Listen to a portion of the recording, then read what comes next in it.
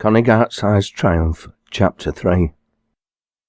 As the girls made their way up the Kinder Road, a woman was sweeping the front doorstep of the end cottage of a short terrace of houses on the edge of the village. "Hello, Pearl, is Mike in?" The woman ceased her work. "Hello, Connie, love. Yes, he's slumped in front of the telly, and he's in a foul mood. Can I see him?" "Of course you can. You might cheer him up. Go straight in. Let me finish this and I'll make a brew. I've just baked some scones." "Oh, this is my friend Rosie." Pearl laughed. "I know, but I'm very pleased to meet you, Rosie." A careworn face lit up in a smile, which Rosie returned. Both girls made their way into the cottage's small living room, preceded by Titch. As his mother had predicted, Mikey was slumped in front of the television, looking dejected. The terrier approached him, his tail wagging, no doubt expecting to be petted. Mikey studiously ignored him. "What are you doing here?" he asked, without getting up. "We're going up onto Kinder when we've taken this shopping back to Mum. I thought you might like to come with us." He stared at Connie for a moment, obviously undecided. Eventually, he made his mind up. "No," he said sharply. "I'm happy where I am." "Mikey, don't be like that." "Like what? Just leave me alone, Connie Gartside. I don't want to spend time with you." "Okay, if that's how you feel, we'll leave you to it." With that, Connie left, followed by a bemused Rosie. "That was quick," Pearl said. Connie shrugged. "Mikey wants to be on his own. I'll see you later, Pearl." "Yes, see you soon, Connie, and you, Rosie." She watched them make their way up the lane, a frown on her brow, before returning to her sweeping. "Mikey really is in a bad mood," Rosie observed quietly. "Yes, and yesterday he was pleading with me to have tea with him and his mother." Rosie looked at her in astonishment. "And you refused, playing hard to get as usual, I suppose." Rosie sounded angry. Connie looked uncomfortable. "I had to meet you," she protested. "And anyway, I did let him walk me home from school." "Oh, Connie, no wonder he's upset. You could have had tea with him. Ralph was meeting me and we could have met up later. You know very well Mikey's mad about you." The younger girl remained silent. For once she didn't have a smart answer. Her friend was right. Maybe she'd played with Mikey's emotions once too often. They continued walking up the lane in silence, a silence not broken until they were approaching the farm. "I think you've got to find a way of letting Mikey know you care about him, Connie."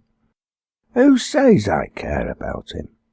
"You have, and you know you do. You told me last year, and it's obvious you're feeling guilty now. You've been as quiet as a mouse for ages." Connie kicked a loose stone across the road, disconsolately. "But how do I tell him?" Rosie shook her head. "I'm not sure, but there must be a way." "Well, maybe, but I don't know what to do." "Perhaps we'll think of something when we're up on Kinder." "Do you still want to go?" "Of course I do. I haven't travelled all the way here to mope about indoors. I can do that in Stockport." "Mikey?" "Yes, ma'am." "What did Connie want?" "They were going up onto Kinder." "Well, why didn't you go with them?" "I didn't want to." Pearl Grimsdick shook her head. Mikey was going through a bad patch. "I'll tell you what, make me a cup of tea, and we'll have some scones. That might cheer you up." "Do I have to?" "Mikey, what's got into you? You're not normally like this." He shrugged, but rose from the sofa anyway, and made his way into their small back kitchen to put the kettle on. "Can you put the bacon and tomatoes in the fridge for me, please, Connie?" "I've already done it, Mum. Your change is on the table." "Good girl. I don't know what I'd do without you sometimes." "Can I make you a cup of tea, Mrs. Gartside?" "Oh, Rosie, love, that would be perfect. But I thought you were going for a walk." "We are, but we're not in a rush, Mum," Connie responded. Rosie was already filling the kettle. Elsie finished her task of placing damp clothes on the rack over the fireplace and hoisted it up to the ceiling. There, that's another job done. I can take the weight off my feet for a minute. She made her way to the large white deal table and sat down. Connie joined her. Was the village busy? The 3 Trees was heaving. There were quite a few walkers about. First weekend of the school holidays. It always makes a difference. Yes. Elsie sensed her daughter was distracted. We met Mikey Grimsditch, Rosie intervened. That's nice. She glanced at her daughter. He's not a bad lad, really. A bit harum-scarum, but he was very good when Connie lost her leg. We couldn't have kept him away from the farm if we'd wanted to. Connie remained silent, her eyes focused on the tabletop. It must have been a horrible time for you. It was, Rosie, but Mikey Grimsditch was like a ray of sunshine in a gloomy, overcast world. There was nothing he wouldn't do to help, and he was but a little mite, 6 years of age, and acting like a grown-up. He doted on our Connie even then. I need a pee, Connie said, and with no more ado left the kitchen for the outside toilet in the yard. Why's Connie so quiet, Rosie? She's worried she's upset Mikey. Why on earth should she think that?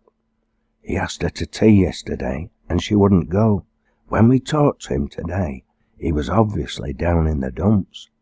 He said he wanted to get away from Hayfield, that he had no real family and no real friends here. That's not right. Mikey's a bit of a loner, but there's plenty of people who like him, me for one.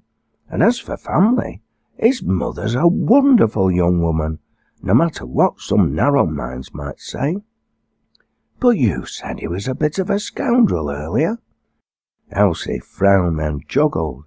That was more of a playful dig at Connie. I just meant he was into mischief. There's no harm in the lad and a great deal of good. Are there any other family members in his life? Elsie's eyes narrowed. His grandmother in Little Hayfield, but I don't think they have any contact.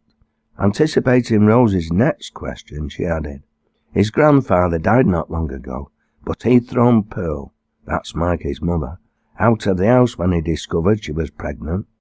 Straight-laced, narrow-minded church people, the elder Grimsditches, with no understanding of the role of love, compassion or charity, let alone simple Christian duty.